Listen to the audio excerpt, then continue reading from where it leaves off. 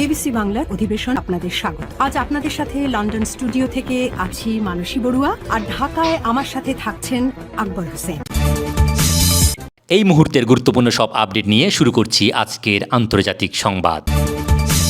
শুরুতে জানিয়ে দিচ্ছি 10টিরও বেশি কোয়ান্টাম অস্ত্র তৈরি চীনের, আতঙ্কে যুক্তরাষ্ট্র। এরপর থাকছে ট্রাম্পকে খুশি করতে ইসরায়েলে গিয়েছেন মোদি, অ্যাপস্টেইন নথি প্রকাশ। আরও থাকছে খামেনি বনাম ট্রাম্পের লড়াইয়ে এবার নতুন মোড়। এবং সর্বশেষ থাকছে খুব বড় কিছু আসছে, ইরানকে ট্রাম্পের চরম বার্তা। এতক্ষণ শুনছিলেন সংবাদ শিরোনাম, এবার বিস্তারিত শুরু করার আগে একটি ছোট্ট অনুরোধ, ভিডিওটি ভালো লাগলে একটি লাইক দিন এবং কমেন্ট করে জানিয়ে দিন আপনি কোন জেলা বা কোন স্থান থেকে আমাদের দেখছেন এবং শুনছেন। 10টিরও বেশি কোয়ান্টাম অস্ত্র তৈরি চীনের, আতঙ্কে যুক্তরাষ্ট্র। এই প্রকল্পটি চীনের ন্যাশনাল ইউনিভার্সিটি অব ডিফেন্স টেকনোলজির একটি সুপার কম্পিউটিং ল্যাবরেটরির অধীনে পরিচালিত হচ্ছে। গবেষণার মূল লক্ষ্য হল ক্লাউড কম্পিউটিং, কৃত্রিম বুদ্ধিমত্তা এআই এবং কোয়ান্টাম প্রযুক্তি সমন্বয়ে সামরিক সক্ষমতা বাড়ানো। চীনা সামরিক কমান্ডোদের আশা, কোয়ান্টাম কম্পিউটিং ব্যবহার করে যুদ্ধক্ষেত্রে বিশাল পরিমাণ তথ্য মাত্র কয়েক সেকেন্ডের মধ্যে বিশ্লেষণ করা সম্ভব হবে। এটি দ্রুত সিদ্ধান্ত নিতে এবং সম্পদের সঠিক বণ্টন করতে সাহায্য করবে। কোয়ান্টাম সেন্সিং প্রযুক্তি ব্যবহার করে এমন সব স্টিল বিমান বা যুদ্ধ বিমান শনাক্ত করা যাবে যা প্রচলিত রাডার ব্যবস্থাকে ফাঁকি দিতে সক্ষম। এর মাধ্যমে জ্যামিং বা সিগন্যাল হ্যাক করা যায় না এমন অত্যন্ত নির্ভুল নেভিগেশন সিস্টেম তৈরি করা হচ্ছে, আর যা আতঙ্কের কারণ হয়ে দাঁড়িয়েছে আমেরিকার জন্য। ইসরায়েলে গিয়ে ট্রাম্পের কথায় গিয়েছেন মোদি, অ্যাপস্টেইন নথি প্রকাশ। যৌন অপরাধী অ্যাপস্টেইনের সঙ্গে সম্পর্কিত লাখ লাখ নতুন ফাইল প্রকাশ করেছে যুক্তরাষ্ট্রের বিচার বিভাগ। এর মাধ্যমে দেশটির সরকারের দিক থেকে এই বিষয়ে সবচেয়ে বড় সংখ্যায় নথি প্রকাশ করেছে। বিবিসি জানিয়েছে অ্যাপস্টেইন সম্পর্কিত প্রায় 30 লাখ পাতা, 1,80,000 ছবি ও 2,000 ভিডিও প্রকাশ করা হয়েছে। এইসব নথির কয়েকটি ভারতের প্রধানমন্ত্রী নরেন্দ্র মোদীর নামও রয়েছে। জেরুজালেম ফ্রন্টের প্রতিবেদনে বলা হয়েছে ইমেল নথিতে সেখানে মোদীর নাম এসেছে, যেখানে 2017 সালে তার ইসরায়েল সফরের কথা উল্লেখ করা হয়েছে।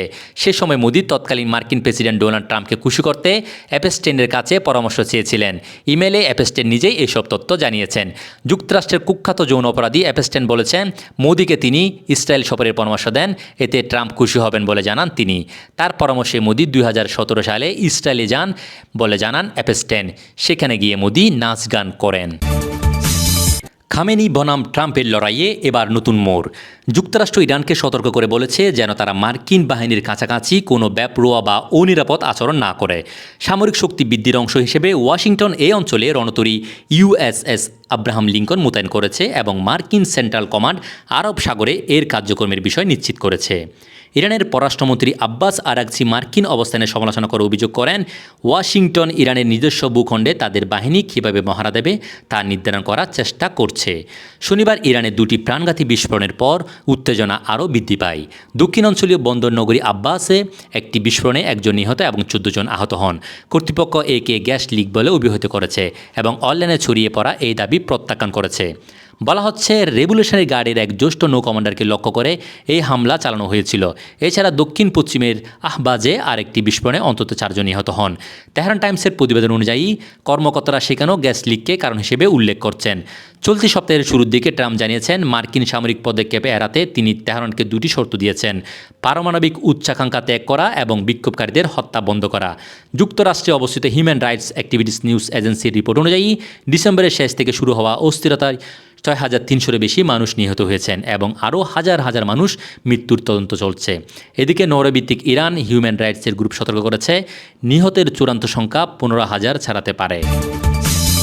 সামনে বড় কিছু আসছে, ইরানকে ট্রাম্পের হুঁশিয়ারি। ইরানের পারমাণবিক উচ্চাকাঙ্ক্ষা নিয়ন্ত্রণে আনার জন্য একটি সমাজতমূলক সমাধানে আশা রাখলেও ওয়াশিংটন তেহরানের বিরুদ্ধে সামরিক বিকল্প খোলা রেখেছে বলে শনিবার আবারও ইঙ্গিত দিয়েছেন মার্কিন প্রেসিডেন্ট ডোনাল্ড ট্রাম্প। তবে ইরানের বিষয়ে কোনো চূড়ান্ত সিদ্ধান্ত নিয়েছেন কিনা তা স্পষ্ট করতে অস্বীকার করেন ট্রাম্প। তিনি বলেন নিশ্চিতভাবে সেটি বলতে পারছেন না। ওয়াশিংটনের সাংবাদিকদের সঙ্গে আলাপের সময় জানতে চাওয়া হয় ইরান নিয়ে চূড়ান্ত সিদ্ধান্ত নেওয়া হয়েছে কিনা। জবাবে ট্রাম্প বলেন আমি অবশ্যই আপনাদের তা বলতে পারি না। তবে তিনি যোগ করেন যুক্তরাষ্ট্র ইতিপূর্বেই সেখানে অত্যন্ত বড় ও শক্তিশালী যুদ্ধজাহাজ মোতায়েন করেছেন।